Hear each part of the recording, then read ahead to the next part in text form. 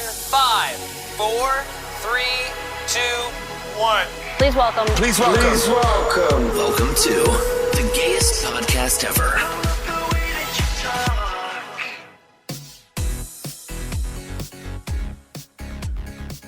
Hello and welcome to the gayest podcast ever. I'm Josh and I'm here with Eric and CJ. How you boys doing today? Good. Great. How are you? Good. Sun's shining today, so Yeah. that It's helps a Tuesday. heck of a lot. Thank goodness. Tuesday, got a drink on our hand, right? Cheers. Virtual Cheers. As Cheers. we Cheers. is this our third podcast that we've done in quarantine? Yep. Yes. Tomorrow officially marks 2 months for me. 2 months. Yeah, same for me. Say the 12th. Yeah. I hit 2 months today. 313, the day that Detroit got locked down on Detroit Day. Oh, Jesus. Yeah, and I went the Thursday before, was it? It was Friday the 13th, wasn't it? Nothing's been the same Yeah, since. because we Yeah, refinanced and we Thursday. signed our docs that day, and it was my last day. We got the email Sunday night, don't come back in the office. Yeah, I took off that Easy. week for my birthday and then just never went back to work. And doesn't it feel like, I mean, clearly it's been the longest thing ever, but it also like blinked your eyes and 2 months have gone by? Like, Yes. I saw this yesterday. So when I first moved here, I lived in the hotel in West Bloomfield for 2 months. And I'm like, oh, it felt so much longer than this 2 months has. Like, it's crazy. and you could go places. Yeah. Well, and I was working too. So like I had long days, and now like it kind of goes by a little faster because I sleep and watch TV and eat. The first couple weeks were real rough, and I still have my little breakdowns where I'm like, I'm done. Yeah.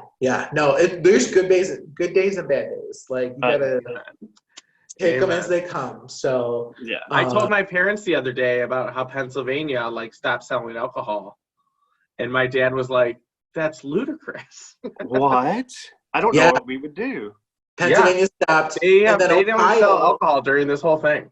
and then Ohio, to stop people from crossing the border and bringing the disease over, literally would sell to people with Pennsylvania license or IDs. So if you had to show them your ID and it was Pennsylvania, like, no, we can't sell. You get a Dude, hell you of were a like store. pulling "Hey Misters" outside the store again, and you're over 21. Right? I'll Right. Venmo you if you give me a fit. Yeah. Here's Right? a 50. Yeah. All I want is a handle. Right. Yeah, my buddy Steve is in Pennsylvania. He's in Pittsburgh, and he was like, "Pray for us. Like, we need booze." Like, I'm Can like, it not oh my get God. delivered anyway? Possible? That's probably why producer Chad didn't go home to quarantine. Right. Yeah, Thank 'cause, God. in Pennsylvania, all their liquor sales are done by the government. Like, their state liquor shops. So you have to go to a state facility and get all your booze. Like an So when ABC the shop. government shut down, the liquor shut down with them. Well, that's You can buy crazy. beer. Much classier. Yeah. But so that kind of gets us into our first little topic, CJ. I think you're going to kind of guide us through what people have been doing and not doing and trying to keep their sanity. So we'll just kind of turn it over to you. Why don't you spill the beans? Yeah, so if you're watching, you're probably noticing my background's a little bit different than normal. I couldn't take it anymore. I had to get out of the house after spending so much time day in and day out. So I checked into a cute little loft downtown by myself just for some me time. And so I was thinking, what can I talk about? And I thought, let's do a poll on my Facebook about what people are doing to deal with stress during the whole quarantine thing. So I compiled everything. Surprisingly, there weren't very many. Everybody was saying the same things just about. But the number one thing that everyone's doing, baking and cooking. I'm drinking. And drinking, of course. But like a lot of people, I think, have now like rediscovered their skills in the kitchen or developed their skills in the kitchen. I know for one, I've tried some new techniques and recipes and had fairly success, but some misses too. What about you guys? Have you been baking or cooking any? I've been practicing looking at different menus and seeing what I'm going to order. That's beautiful. I love that. You should post all your pictures. When it comes to like baking and cooking, anyone who knows me knows that I am the guy that was like, I'll just order some pizzas and bring that to the party, or I'll pick up some fruit tray. Like, I do not cook or bake. And quarantine has changed that. I think I've made brownies and cookies, 2 loaves of banana bread, and then I've actually tried some dinners. Like, I actually made like a sesame chicken dinner, which is probably one of the more things I've ever done in life. Yeah. And Spencer ate leftovers of it, so it wasn't terrible. I thought it could have been a little more flavorful. I think I've figured out that I kind of skimp when it says like add like a dash of salt or just like a dash of like garlic powder. I think I need to be a little more heavy on that. Right. I like flavor, and so it's something to work up to, but I've been trying. So what I've learned to cook, and I can't wait to not cook anymore. Like, I'm just over it. Well, you have Dan who loves to cook, so he's got you and covered. Bake, and it needs to stop. Like, every day, there's like a pie or a cake or bread or cookies. Oh my god, that pie with the homemade dressing that icing that he did. I was like, his homemade caramel. I miss Dan's brunches. Oh, you're right. So what I did find out with baking though versus cooking, like with cooking, going back to what Josh said, you can either add more or less seasonings or salt and pepper. Baking, you have to really stick to the right amount. And I discovered that the bad way while making cookies. Like, I was like, oh, that's about a cup. That's about this. And Steve was like, no, they will not turn out like, you have to be exact. And so this past weekend, I made a chocolate bundt cake, and it turned out beautiful. I've never made a cake before in my life, and it turned out really well. I was impressed, but I measured it out. I took the little scraper on the measuring cups and made sure it was just right. So there's a big lot of learning. And I think that's why I enjoy and bake more than I do cook, because it's very scientific and it's very like 1 cup, and I'm one of the person that's like leveling it off. So I think that makes more sense to my brain. I always hated chemistry class. Exactly. I was always like, this is fine, whatever. God. If it starts smoking, hit this button. I just like, have you ever seen Start Sisterhood smoking, pass it my way. Have you ever seen the Sisterhood of the Traveling Pants? I believe it's the second one. I don't know if I've seen I've only seen the first one. Yeah. Well, Dr. Jackson Avery, I believe, is in the second one. Oh, okay. Yeah, Still my heart. He's the little chef that's like trying to hook up with Rory Gilmore, and he's like, cooking's just artistic, and he's like, you just got to throw these flavors in there and peppers and stuff, and I'm like, that's how I like to cook. Like, we become big fans of like stir fry over here. It's like really a thing now. Well, with this cooking and baking, the next thing that everyone was doing is discovering exercises and yoga. So a lot of people in the poll posted that they were doing yoga. I've not done any kind of physical fitness whatsoever other than lifting wine boxes and stuff like that. But have you guys been doing any boxes? Right? Any fitness routines or new things you guys are doing? I did yoga for a little bit. We go on lots of walks. We take the dogs for walks. We've walked. I've seen the whole entire neighborhood, and my dogs can get home from any place in the right. city area. I love that. I tried doing the 30 days of yoga with Adrian on YouTube. And I made it to like day 2 and kind of got bored with it. I did download a meditation app because I was starting to get very, very overwhelmed and anxious about everything that was going on. And so I did do that. And it just, even if I don't do it every day, they've taught me a couple of breathing exercises that I can do when I start to get overwhelmed. Besides just popping a Xanax. Some self-breathing tips. But yeah, so I kind of did that, but we were really good about the treadmill at first. And then when everything started to go into shit, it was just like, I'd rather have a box of Oreos and watch Netflix. I love that meme that it's like Chris Hemsworth is going to be posting videos of him working out online. And I think it's Rebel Wilson, like, eating ice cream, and she's like, me watching Chris Hemsworth work out online. I'm like, dang, same girl, definitely the same. So we have the parking lot next to us. So with all like the parking spots and stuff, I thought, oh, okay, well, I'll go out and do like sprints like I did in high school. Like you run to like one close line and then back, and then you go a little further. Yeah, I almost about died that day, and then I couldn't walk for 3 days after that. Yeah, I threw up a little bit just thinking about that. Oh, Yeah. no, thank you. I might try the Planet Fitness thing, work out at home. I don't know. I'm really hoping that this is just done in 2 weeks. Next thing that people have been doing, and I know all of us have done, is home improvement projects. I've retiled the bathroom. I've prepped a lot of areas to do some stuff, ordered some things. I haven't exactly done everything that I want to yet, but everybody's taking the time to do home improvement, and I know you guys have been too. Mm-hmm. Yeah, we're refocusing on the backyard landscaping right now, and when you guys come over to go swimming, you'll see it. It's going to be beautiful. We're doing all like the border walls and the mulch, and for some reason he made all the grass in our front yard die so he could reach fresh grass.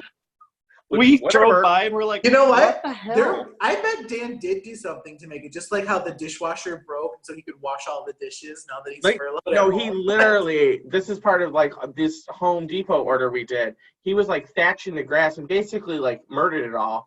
And now it's just funny because all the robins are conspiring against him and all building nests around the house and eating his grass seed every day. So it's freaking hysterical. Yep. So sad. No dice. I think our basement is completely done now. I say that, but I don't think anything's ever completely done. I'm new to this home ownership thing, but I've heard that nothing's ever done, like ever, which is really not satisfying. But I will say that from the basement perspective, the flooring's down, the wall's done, the painting's done, the lights are done, furniture's been delivered, and it was super funny. The second that the couch got delivered to the basement, we ended up setting up a folding table because we haven't gone out and bought a table or chairs for downstairs yet. So we set up a folding table and a couple chairs, and we literally have eaten almost every single meal down there because our dining room became Spencer's office when I'm in the main office. So we've been having to eat all of our meals at either at the living room, like on the coffee table, or at our desk or on the counter. So we're like, oh, this is a new space. And so literally, the one day we ordered Italian, I put a candle out, we put tablecloths down. It was like we were on a little date night down. I brought the wine bottle down. Nice. Our dining room table is being used for storage. So like we've got extra toilet paper, extra chips, extra bread, extra box goods. Like you can't even see our dining room table right now. It's just storage. Yeah, so it was nice once, and we spending a lot of time down there, especially it kind of got cold and crappy, so we didn't need as much of the natural light. So, but we really like it, and we can't wait to show it off and have everyone over. We're so excited to do it and see it and just be around people soon. Right. And go somewhere. I miss out. I'm ready to ask the UPS man who wants to come inside. Right. Here's our friend Chris. Something else, or I guess the last thing I'll talk about, which was a big thing that everyone's doing, is obviously Zoom meetings, Zoom happy hours, Zoom trivia. Zoom over it. These, yeah. As much as I love Zoom and we get to connect with everybody, I'm a little over the Zooms. I just want to touch people and hug people and be around people. I look forward to Zooming my friend in California. Right. I feel I'll use it more, but I'm over it. Yeah, I'm ready. It's been a necessary evil, I should say, to stay in contact with people. It's been nice to reconnect with some people that I don't see in life. Right. I feel like, but it's also been, nice to stay in contact and see all the faces that I miss of family and friends and stuff like that. So, but I definitely understand where people are coming from, where they're over it, because, you really have discovered, especially like if you were Zooming like more than once a week, you're like, well, what are you going to talk about now? Like at first everyone was talking about like how you're dealing with it, what's happening and going on. Well, 2 months into it, we're all doing the same damn thing. We're all doing the same thing. Yeah. What was your day like, It has been nice to, I guess, just discover Zoom. I never use Zoom because my work doesn't use it. But I would like to be able to use it maybe next time I'm on vacation or something. And then From I the could beach just to rub it in your face, like, hey, look where I am. Yeah.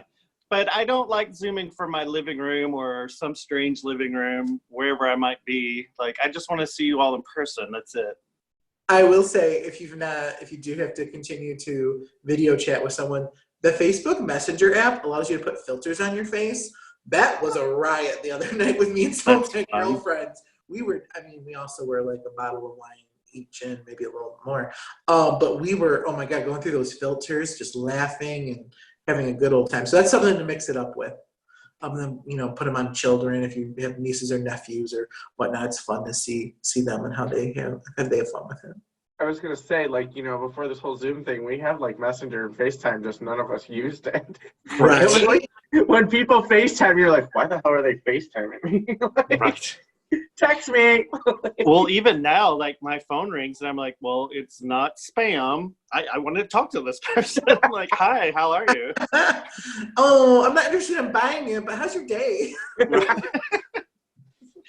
No, I'm not interested in a magazine subscription, but how are you doing? Do you just want to read me the articles? I'll sit here and listen and drink wine. Tell me a story. And you go slower and do the voices. Right. This one's boring. What else do you have? Well, is there anything else you boys are doing to kind of relieve some stress or deal with stress other than the stuff we've mentioned? I don't think we can talk about that on here. Well, yeah, I mean, it is an adult X-rated, but we'll let everyone's minds consider possibilities. And I'm praying every day that I just wake up and Gretch is going to be fetch and be like, this is over. Big Gretch. Congratulations. Come May 28th, if she extends it again, she's no longer allowed to sit with me. I do want to point out and just say a thank you to those people that decided to use their time and got out their sewing machines and have been making masks to give out and donate. That was a couple people did mention on the poll that they were doing that, and we applaud you. That's fantastic use of your time. So thank you very much for doing that. Cheers to you. Cheers. Yeah. All right. And when we come back, I'm going to talk about some new music and stuff that's coming out, and one particular lady in particular. I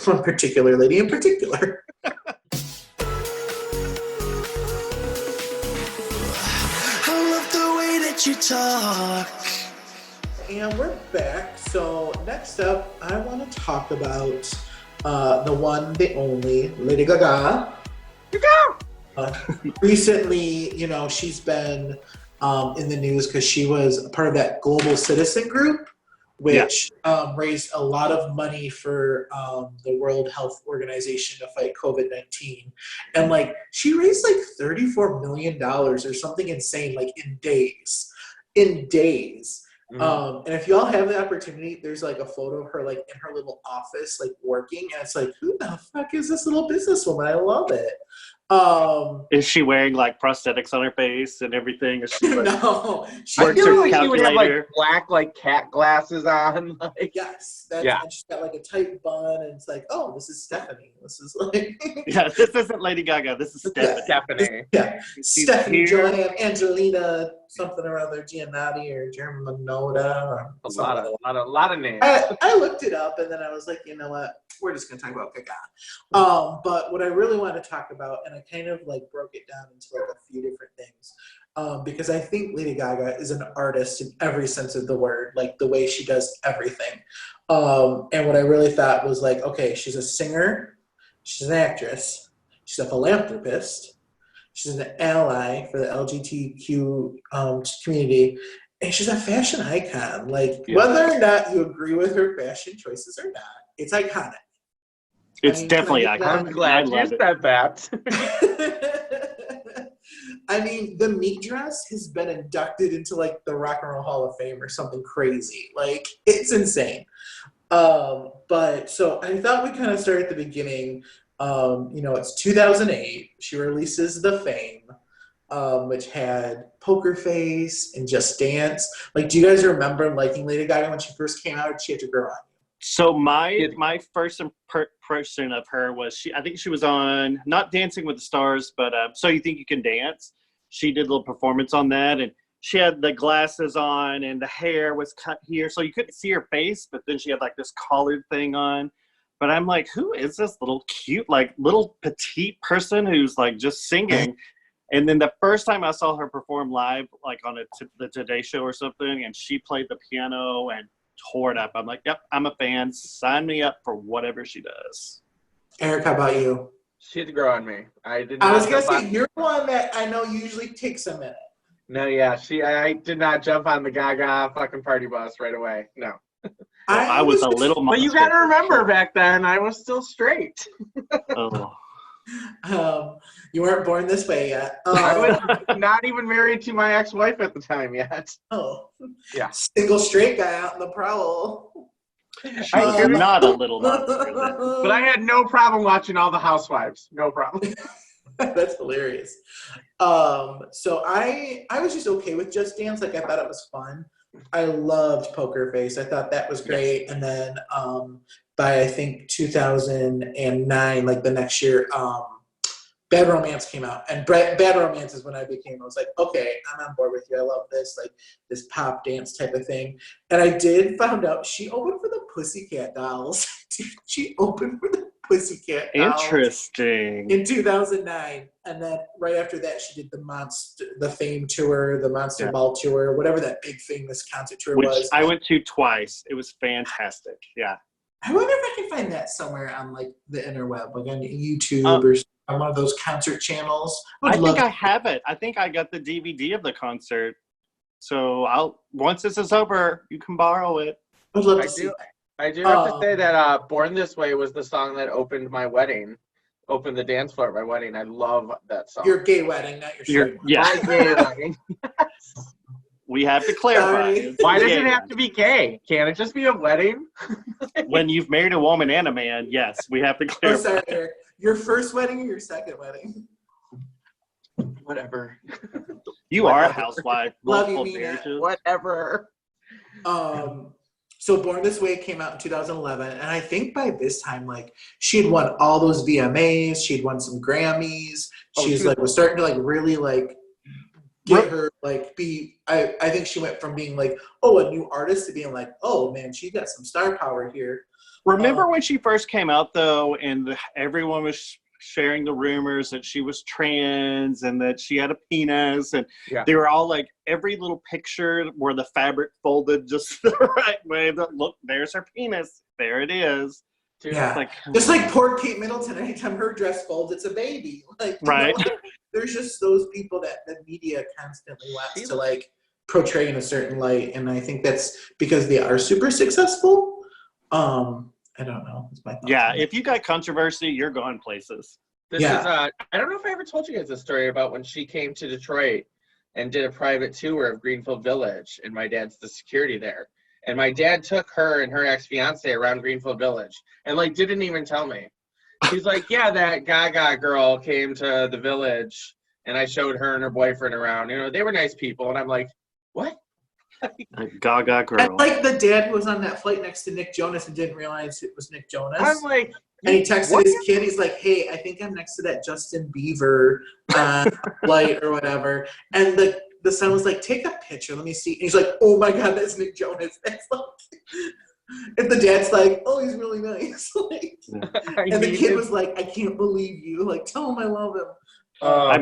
I might have told you all this story before, but my parents went to New York, obviously, before this was done, and they were at the Today Show, and some guy was talking to them, and they thought he was just a producer or whatever. And then the show segment started, and it was Vince Vaughn, and they'd been talking to him for like 30 minutes. I feel like Vince Vaughn would shoot the shit with someone. Like, he would. Vince Vaughn reminds me of my brother so much. That's my brother Brian's personality. They're like the same person. My mom's like, he was so nice. We thought he was a producer of the show. Oh my God, that's awesome. And so the other thing I think, and she got like Born This Way was huge. It sold like 1 million copies in like its first day or whatever. Edge of Glory was a big radio hit for her.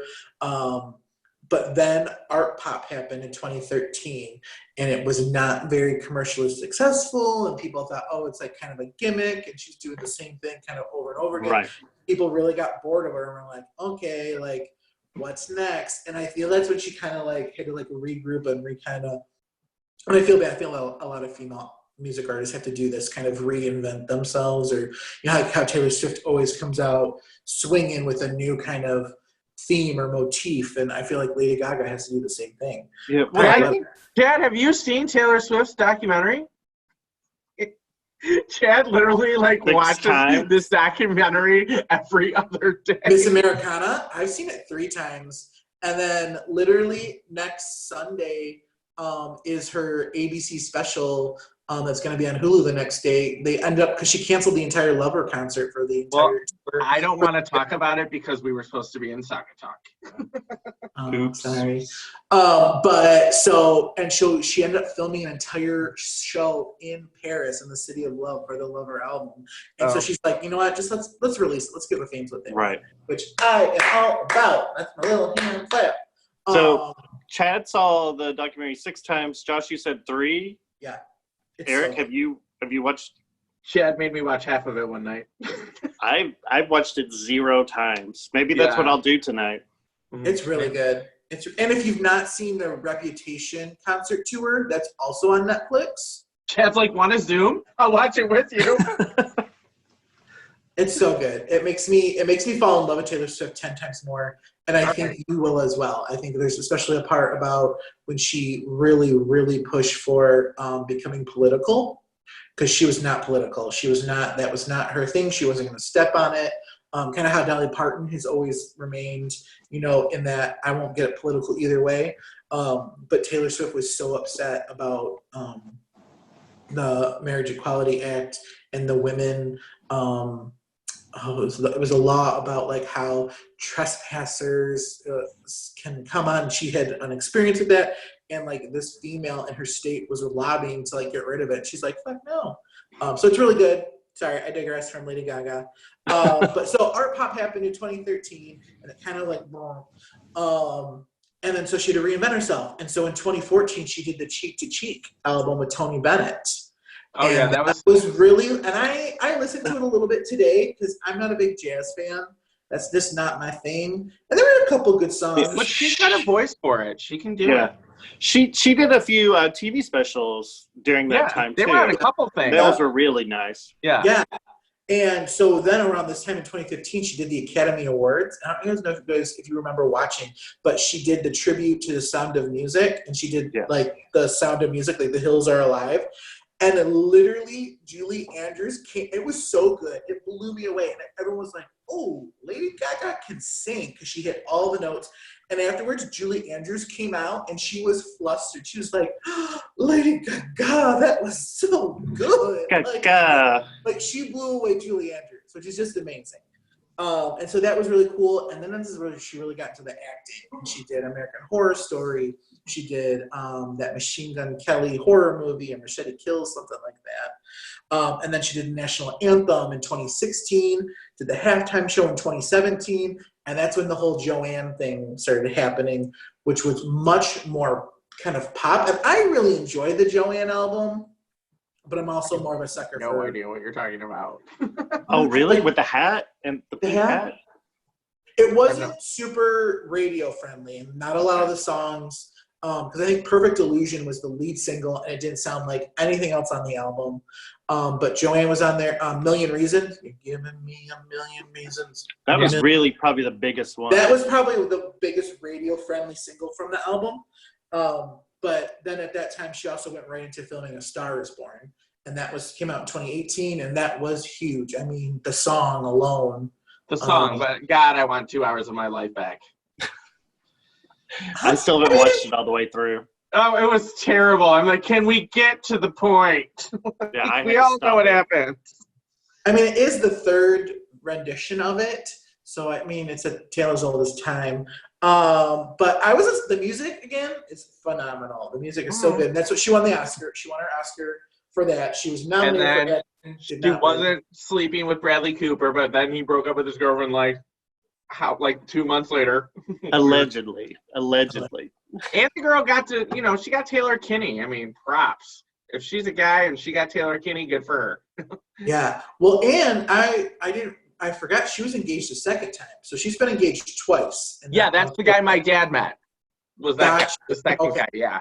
And now she's dating someone new right now. but it's all kind of new. And so what brings us to 2020 is Stupid Love was released in February, and I'm digging it. I like it. It's a I'm little totally more digging upbeat and poppy.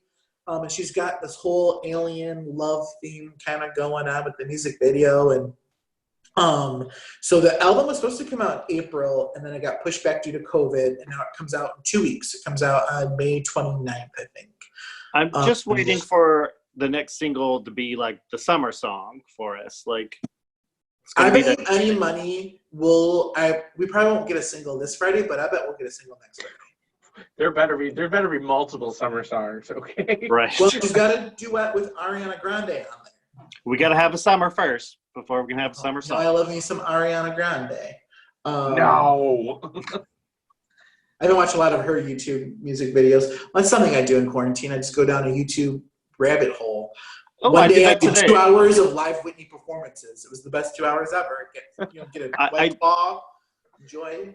I did a drag queen YouTube rabbit hole, and then I did a Marvel YouTube rabbit hole today. And just Well, Dan yesterday told me, he goes, I was like, would you maybe want to watch The Sopranos? And he's like, I'm not opposed to that. And I'm like, that's not a good enough answer. I'm like, it's like the best television show ever. And I do not accept that. Yeah. My parents finally started watching it. They're on like season 4. I watched the pilot episode and I was just like, eh. I just don't know. I don't like It's just gang. really Mobster movies and like mobster shows are my favorite. my bestie Ryan has watched The Sopranos like 3 times, I think. Oh, I think I've watched the series through probably like 10 times. He loves it. He loves anything mobster. And Anything mobster. Yep. But yeah, so she's just been a super cool like person, especially for the LGBTQ community. I mean, Born This Way is clearly an anthem into itself. But even and she has her little monster. Doesn't she have an organization that fights like to help like raise money for LGBTQ centers? And I think it's called something, but she's got like a whole foundation. I think it's Born This Way Foundation. A ton of money and time, and like she's very Well, she's a very good person. Yeah, and I just feel like everything she does is so like genuine. Even when she was on like RuPaul's Drag Race, when she surprised them on there, like it just felt very genuine. She wanted to talk with them, and she wanted to, get to know them. Everything she does, I feel, is very genuine. And I read like, so she's from the Upper West Side of Manhattan. Yeah, it's called the Born This Way Foundation. Okay, I thought it was something like that. But her parents like came from nothing. So like her dad was some like internet web developer, and so that's how they got all their money. So she like grew up with money, but her parents came from nothing, and so they really instilled, I think, a lot of hardworking values in them. And so I think that's why she's so multifaceted. And I feel like she's someone who very much controls and steers her career the way she wants it to go, which is, considering, she's like 3 months younger than me. Right. I feel like she is very good at reinventing herself, and she like puts her toes in all these different little ponds. And I'm like, and that's how you stay relevant and, in the industry. And you got to bring out new stuff, and you got to be creative and take that risk, because if you don't, you're never going to know. But I mean, It is very scary, but I admire how she does not give a fuck what anyone thinks about her. Yeah, no, I love her. I've never watched her documentary on Netflix, like 5'2" or 5'4" or something like that. But I know she talks about her issues with like fibromyalgia, and it was right around, I want to say I don't remember what year it was done in, but she's got a documentary on Netflix. Maybe I'll watch that. I did also remember seeing it. Roku just the other day was like advertising to me like there's a whole like channel to watch like concerts, and I was like, oh, I could go down this rabbit hole drunk in a minute. Like, I went to 6 concerts this weekend.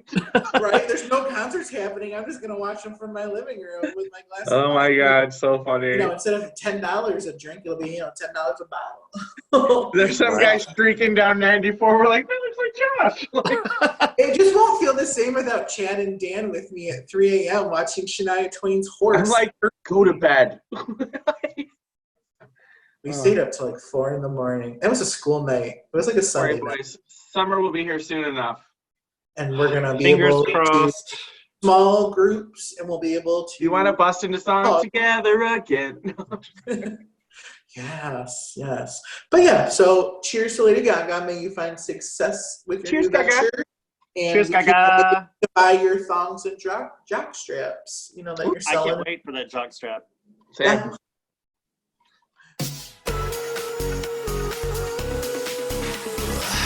I love the way that you talk.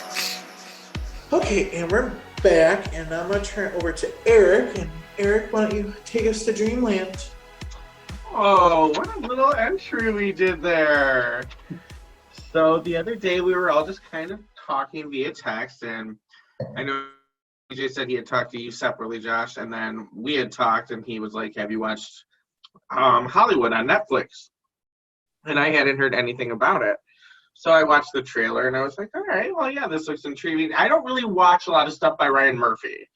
So I was like, wondering how you didn't know about it. That's what confused me. I don't watch American Horror Story. Like, I noticed that like a lot of the actors that are in his stuff were in the show. So I was like, okay, like let's give it a shot. So we started it, and then we were hooked, and we binged it in like we started at night. We watched 4 episodes, and then we watched the other 3 episodes the next morning.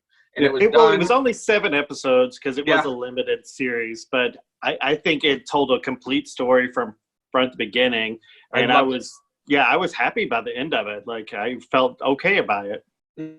So, like the synopsis is, it follows a group of aspiring actors and filmmakers post World War II as they try to make it in Hollywood, what was considered Hollywood's golden age. It spotlights the unfair systems and biases across race, gender, and sexuality.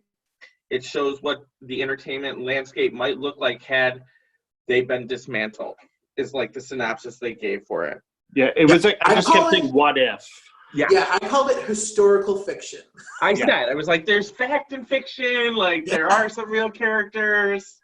Well, and when you guys were watching it, I don't know about you, I constantly, I'm a fact checker. I was fact checking almost everything. So it took us several days to watch it because I was on Wikipedia and stuff the whole time.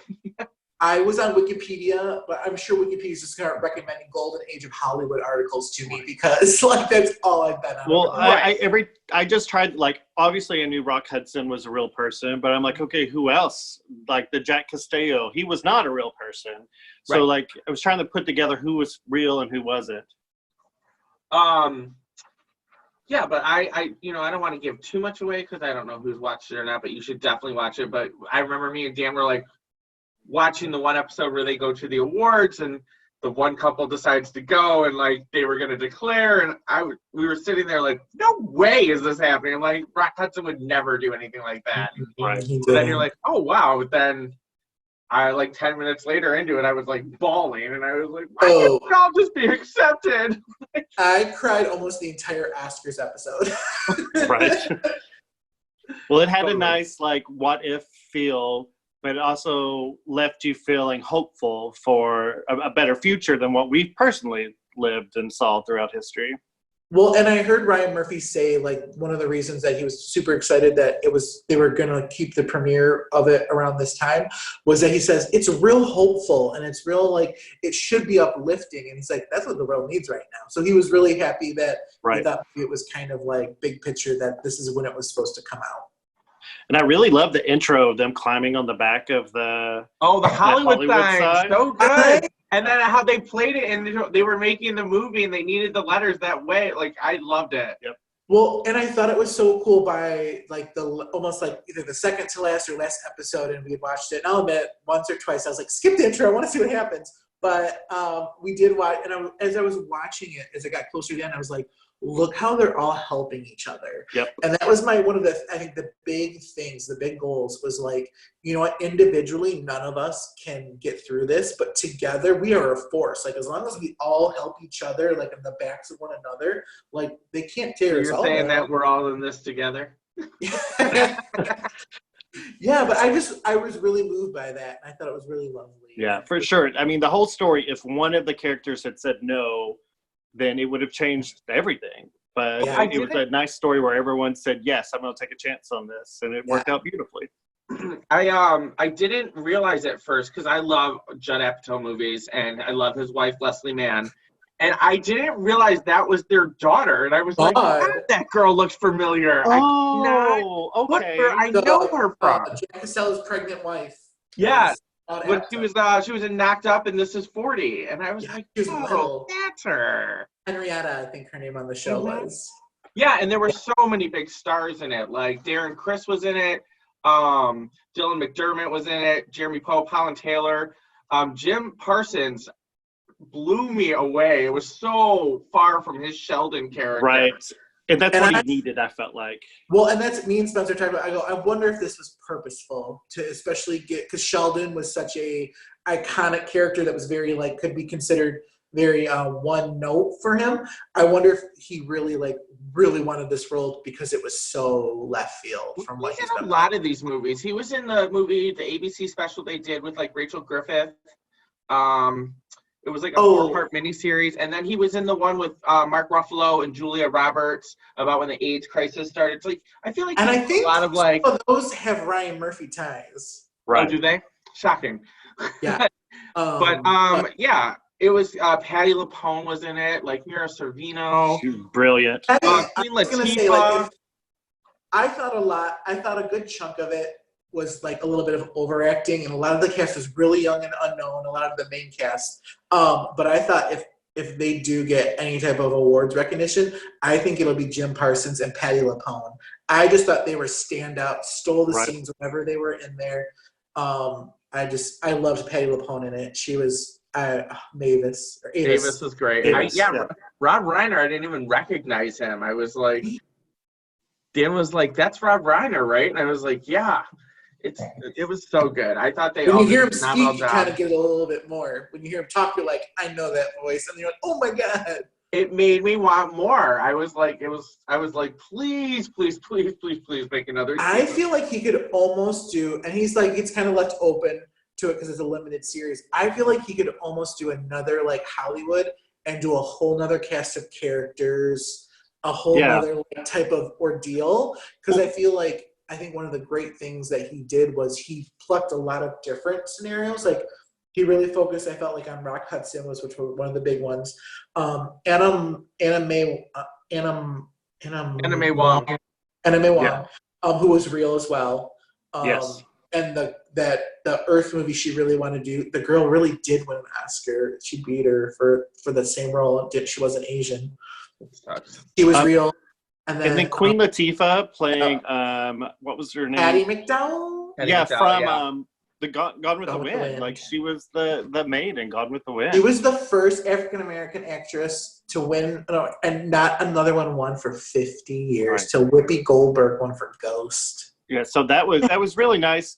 Those times where I did go and find a real person, like discover them and learn a little bit facts about Jim Parsons' character was real. Jim Parsons' character is real. Yeah, he's like the Harvey Weinstein for the gay culture. Pretty much. Well, and that's what and me and Spencer were talking a lot too, like when we were pausing, and a lot when they talked about the whole, they kept referencing the Hays Act or the Hays Code. I think it was the Hays Code or something like that, but it was a recommended amendment by like the Motion Picture Association that they couldn't show interracial couples together. They couldn't show a couple in bed together. They couldn't show anything of a lewd acts, which kind of like was homosexuality. Right. I think it's called the Hays Code, if I remember correctly. But they referenced it a lot towards the end of the series when they were talking about especially casting a biracial couple and stuff like that. Like, this will violate the Hays Code. And it was a real thing. Like, literally motion pictures, like the association said to companies, you cannot show that. Like, we will, take you out. And it was eventually disbanded in like 1968 or 60. It took a long time, and that's when the rating system came out. Like it was rated R, rated PG-13. That's what replaced the Hays Code or whatever. I apologize if it's not Hays. It is Hays. It's Hays. Yes. Okay. I love the scene where she is going to the Oscars and they are not going to let her go to her seat. And she's like, I will scream fire in this building and nobody will be going to the awards. I was like, you go, girl. Like, hell no. And then the one scene with Joe Mantello, he played Richard Dick Samuels when he went into that bar and sat down for the first time, I was like, flashback. Like, I Right. remember walking into my first gay bar, like, Yep. oh God, what if somebody sees me? Like, I feel like every closeted gay man has had that feeling, that scenario. And this is the difference of 70 years and it's Right. still Exactly. happening. Like, Well, I mean, when we came out, the worst. I say the worst. I mean, we could have been killed, but like people would have made fun of us or beat us up. Like these people's entire lives would have been destroyed. Like they would have lost jobs and family and everything. mm-hmm. Crazy. But yes, you should definitely watch Hollywood if you have not. I highly recommend it. We got Chad and Chris to watch it. They watched it over the weekend. Yeah, it's a fast watch, but it's a good one.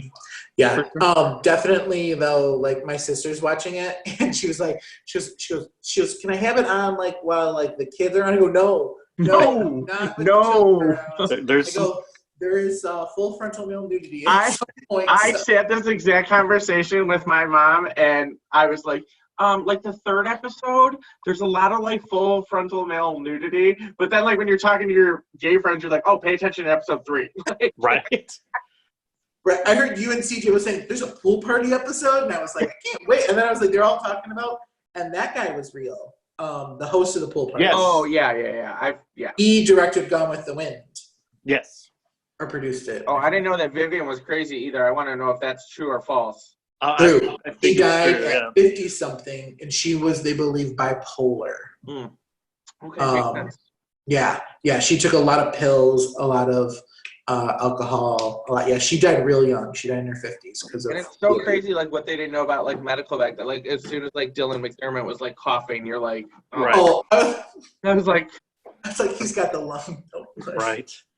Speaking of Dylan McDermott, if you don't follow him on Instagram, please do. First of all, him and Leslie Jordan are like BFFs, but he's been doing one-on-one chats through video with the entire cast. So he's done just like 10 minutes each, and they just. I watched on Patty LuPone. Yeah. Oh, she was on NPR the other day when Dan was listening. I was going to ask you. Oh, Josh, did you see The Office Wedding? I just read about it, it, and I was really busy at work, so I haven't got a chance to go. Oh, you should watch it. It's really good. They like redo the dance. It's so funny. John Krasinski and Emily Blunt. I'm just a fan. I love them all so much. I hate that I can't think of her name, and I had to refer to her as this. But who is Sarah Paulson's wife? Holland Taylor. She's phenomenal, and I loved that when Dylan McDermott and her did their little one-on-one. Sarah Paulson was in the background, and she just kept running around and popping in the camera every now and then. Girl did not like dress up at all. She had these giant glasses on. Her forehead was 10 inches long, and she even makes fun of it. She's like, "How much worse can I look?" Well, because Sarah Paulson is a Ryan Murphy, right? He takes care of his people. Yeah, you want to get in that Ryan Murphy circle. He's like Shonda Rhimes. They just circle him around. You're constantly have work. Ryan's that's what Patty LuPone said, is that he lets you take chances, and he brings you in, and he's like, all right, last time you played this character, now I want you to be this character. And I was like, well, yeah, like if you're a good actor, you should be able to do that. Yeah. And one of the big things he also believes in is that like he gives like older women in Hollywood like starring roles. Because that was one thing he's very like, he's like, just because you're an older lady does not mean you shouldn't get a good role. Right. I mean, Holland was on 2.5 Men. Her character was hilarious. She played Charlie Sheen's mom. She was so good on that show. Yeah. I love it. Speaking of Ryan Murphy, he did just announce that they're doing sort of a spin-off of American Horror Story. It's called American Horror Stories. Plural, so each episode will be a different storyline. It's gonna be like the Twilight Zone. Sort of, like, yeah. I think Tales from the Crypt. I would like that. I mean, that's it. It's Tales from the Crypt. He's gonna keep his same people that he has cast, and they can come in for 1 or 2 episodes and go do something else. That $1 million paycheck and then leave. Cool. Exactly. Because he's got a Netflix deal. Yeah. Ryan Murphy, to develop content like Shonda Rhimes does and Dan Levy's got now.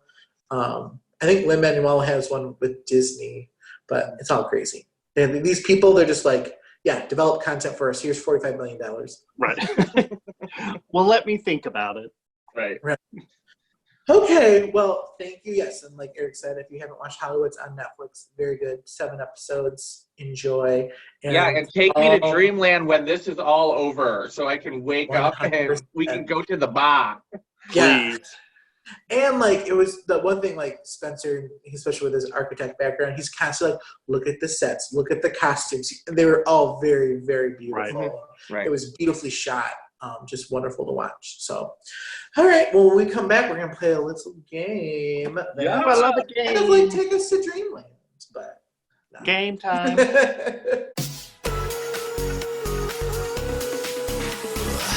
I love the way that you talk. Okay, and now we're back, and we're gonna play a little game that I call Now and Then. And it was kind of inspired. We finished Hollywood Sunday night, and Monday I was like in the shower, and I was like, oh, like I wonder like how it would be like now and then. So it's just a kind of like a little bit of trivia, kind of ends with a little bit of, you know, some men's that we like to look at. Okay. So, Nice. all right. So first up. Which person has the most Oscar nominations for acting? Laurence Olivier or Jack Nicholson? Laurence Olivier. CJ? I'm going to say nominations, Jack. It is Jack Nicholson. Wow. Jack has 12 Oscar nominations, which blew me away. Well, he's And been actually- in everything. Yeah, and Jack has won 3 times. Yeah. Yeah. Lawrence only won once for Hamlet, but he's been nominated 10 times. As So. good as it gets. That's such a good movie. Such a good movie. So as I was going through and creating some trivia questions, I definitely wrote down a couple of movies that I was like, oh, I've never seen that. I really should. Oh, Something's Gotta Give is great with him and Diane Keaton. I love it. Yes. Yeah. That Okay. is complicated with Alec and Steve and Meryl. Great. Nice. All right. First animated film to be nominated for Best Picture. Ooh. Beauty and the Snow Beast. White. Oh, I forgot. I gotta read it because some people just do the audio. So the first animated film to be nominated for Best Picture: Snow White and the Seven Dwarfs, 1937, or Beauty and the Beast, 1991. Beauty and the Beast. I'm going to say Beauty and the Beast 2. You guys are correct. Beauty and the Beast Ah! was the very first animated film nominated for Best Picture. While it lost to Silence of the Lambs, Oh, that's a different. right? It did win the Academy. That's definitely a Beauty and the Beast. Right. She puts the lotion in the basket. Right. Oh. Hello, Belle. And the basket talks back to her. Hello, Belle. That was creepy. I don't like it.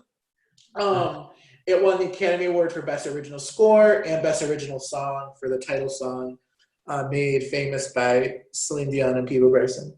Snow White was nominated for Best Musical Score at the Academy Awards in 1938. And the next year, Walt Disney was awarded an honorary Oscar for the film.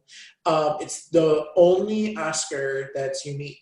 It's a normal-size Oscar, and then plus 7 miniature ones around it. It's the only Oscar in history that doesn't look like the normal Oscars that we're used to. Cute. Okay, next question. Which film had more Oscar nominations? Gone with the Wind, 1939, or La La Land, 2016. So if you haven't caught on yet, what I did is I took a movie from the golden age of Hollywood and a movie from today, and I was like, ooh, there's so many comparisons. So which film had more Oscar nominations? Gone with the Wind or La La Land? I want to say Gone with the Wind. I'm saying Gone with the Wind too. La La Land. Interesting. La La Land had 14 nominations, while Gone with the Wind had 13. So only by one. Did Gone La La with the Wind? Land went on to win 6 Oscars. It did lose Best Picture, most influenced me to Moonlight. That was the year they read the wrong. But La La Land lost Best Picture, but they thought that they won. So. Yes, so and Gone with the Wind won 8 Oscars, and it won Best Picture over The Wizard of Oz. which Nice. like what talk about a year in film? Gone with the Wind, Right. and Wizard of Oz? That was an interesting fact in Hollywood too. I wonder if that's true about the Somewhere Over the Rainbow score, that they wanted to take it out of the film. Ooh. Oh, yeah. Remember that? Uh-huh. Yeah. There was a lot of little tidbits that they threw out there. I was like, ooh, I need to fact check that, and I didn't because there was so much. Fact check that and get back to me. Will do. Check that. Right on top of that, Rose. Which film won more Oscars? Casablanca, 1943, or Slumdog Millionaire in 2008? I'm saying Slumdog. I'm going to say Slumdog as well. I feel like they won all of them. I was shocked. It is Slumdog Millionaire. They killed at their year. Yeah, it was Slumdog everything. Every single thing was like bam, bam, bam. I did not know that. Slumdog Millionaire won 8 Oscars with its 10 nominations. Mm-hmm. Casablanca, which is like known as one of the greatest films of all time, only won 3 Oscars and had 8 nominations. Wow. You know what? I've not watched either of them. I saw Slumdog Millionaire, but I've never seen Casablanca. I did put it on the list. I've seen Casablanca. You're not missing anything. Slumdog Millionaire is about... that's how I feel about Breakfast at Tiffany's, too. Oh, yeah. Slumdog Millionaire is about who wants to be a millionaire, right? Yeah, I do. Yeah. I want to be a millionaire. Yeah, I didn't realize it was about the TV show. Yes, it's bizarre. Okay. Who has won more Oscars for acting? Katharine Hepburn or Meryl Streep? It better be Meryl Streep. She's nominated. I Beat Meryl should be an Oscar category. Well, my heart wants to say Meryl because I love her, but I'm looking at the wording here and it says who won more. I feel like Meryl's probably been nominated more. I'm going to say Katharine probably won more.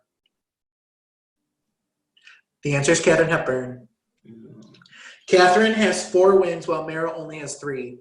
But Meryl is the most nominated actor of all time. I don't understand why the popular vote never wins. The popular vote should count for something. Right. Yeah. I mean, and like the next most nominated actor or actress has like 13 or 14. Like Meryl has got like almost double digits on them. So it's definitely a record for the ages. Okay. Which movie had less nominations but won more trophies the year it was nominated? So which movie had less nominations but ended up winning more? West Side Story in 1961 or Chicago in 2002? I'm going to say Chicago. I'm going to say Chicago too. West Side Story. Interesting. West Side Story had 11 nominations and went on to win 10 categories, including Best Picture. Chicago, while it had 13 nominations, it was the most nominated film that year, it only won 6 categories. I'm surprised that it had that many nominations. This game is crap. I'm shocked it had that many too, but if you remember, Renee was nominated, Queen Latifah was nominated. Yeah. Catherine Zeta-Jones won. She was pregnant. Right. She was super pregnant. Yeah. And it was, I like this, it was the first musical to do so since 1968. So musicals were big during the golden era, but not so much after. All right. Which person has won more Oscars for acting? Marlon Brando or Daniel Day-Lewis? Marlon Brando. I'm going to say Daniel Day-Lewis. Daniel Day-Lewis it is. I was shocked. Marlon Brando has more nominations, but he's only won 2, whereas Daniel Day-Lewis has won 3, and he's been nominated 6 times. But yeah. All right. So I know we were talking about Henry Wilson. He was the sleazy director, or the sleazy talent agent. Yeah. But so I love that his Wikipedia entry says that he's known for developing the beefcake craze of the 1950s. I'm looking at these names, and yes. So I saw the names. I was like, what? I didn't know all of them. So I was like, let's look some up. So some of his clients included Rock Hudson, most notably, Tab Hunter. And if you've not seen Tab Hunter Confidential, I think it's a documentary on Netflix or Amazon. Do it. You will love it, especially knowing now what you do about Rock Hudson and Henry Wilson. I watched it about a year or 2 ago. I didn't even know who Tab Hunter was. A, super cute. B, oh my God. He was like best friends with all of like the hot divas of like the 1950s, and they all wanted to be his like gay best friend. Yep. Okay. So take a look at some of these my. bodies. Troy Donahue, I don't know who you are, but I want to know. Yes, for sure. Yeah, Guy Madison reminds me of Luke Perry. Like giving Yeah, me the I James can see Dean that. vibes. I don't know who this John Saxon is, but John he's a little- Saxon is cute. yeah, John Saxon's given me seductive eyes, and I like it. right?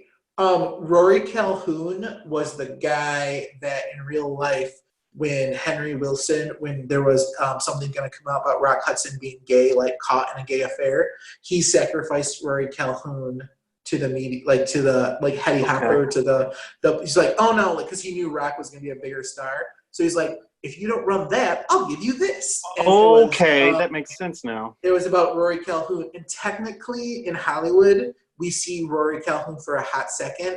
He's one of the actors that is in the back room where Henry Wilson like takes Rock Hudson. And he's like, I promise we're going to be good, but now I need you to fool around with these two other clients. Technically, Right. Rory Calhoun's supposed to be one of them, according to the IMDb. Rock Hudson was a dreamboat. Like, Oh, so look hot. at that he died of AIDS. Yeah, I was talking to my mom about it, and she was like, oh, Rock Hudson and Doris Day. She goes, they had all those movies together. She goes, I had the biggest crush. Like, I was like, yeah, he's a dreamboat. Like, Yeah, he's super handsome. yeah. But every time I do the name Troy Donahue, I figured out why it sounded familiar to me, because I think in Grease, when Rizzo is singing "Look at Me, I'm Sandra Dee," I think one of the names she says Yeah. Troy Donahue. Yes. Like Yes. the names. Troy Donahue. Exactly. Yep. And I was like, I go, how do I? And I thought maybe it was like because of the journalist Phil Donahue, and I was like, that doesn't seem right. Like Troy Donahue sounds familiar, Right. But then it hit me like a shit ton of bricks. Yep. That's him. But yeah, I just thought they were all so handsome, and what a different age of Hollywood it was. And look, I have a new screensaver. Yeah, all of these photos are saved to my desktop. I was like, I want to get rid of these later. Right. But yeah, just an all very square jaw. I was like, Henry Wilson definitely hit a type. He loved that square jaw and get him nice and beefcakey. Oh, he would love Matt Wright with that little jawline. They've all got good hair. I mean, it's good. We were finishing up playing that game. Producer Chad, the ever little detective that he is, did fact check us and found out that Louis E. Mayer, the head of MGM, was, according to one report, said that Somewhere Over the Rainbow was too sad. And it was almost cut from the film during the process of test screenings and final editing in the summer of 1939. They were like, why is Judy Garland singing in a farmyard? Oh my gosh. The manager of MGM Studio claimed that the song slowed the pace of the movie, but producers Mervyn Leroy and Arthur Freed argued passionately for the song's inclusion. And Mervyn threatened to quit the film if the song was cut, which is insane because it's so iconic. Yeah, I mean, it's probably yeah. one of the most iconic songs in films. Even if you've not watched the movie, and shame on you if you haven't, like, you know Somewhere Over the Rainbow. Like, Yeah. come on. We're going to be there in just a couple weeks. It's going to be Pride Month. Somewhere over that rainbow, we'll meet at a bar. Somewhere like lemon drop shots. Somewhere over that rainbow sidewalk on 9 Mile, we'll meet at a little bar called Soho. Right. I love it.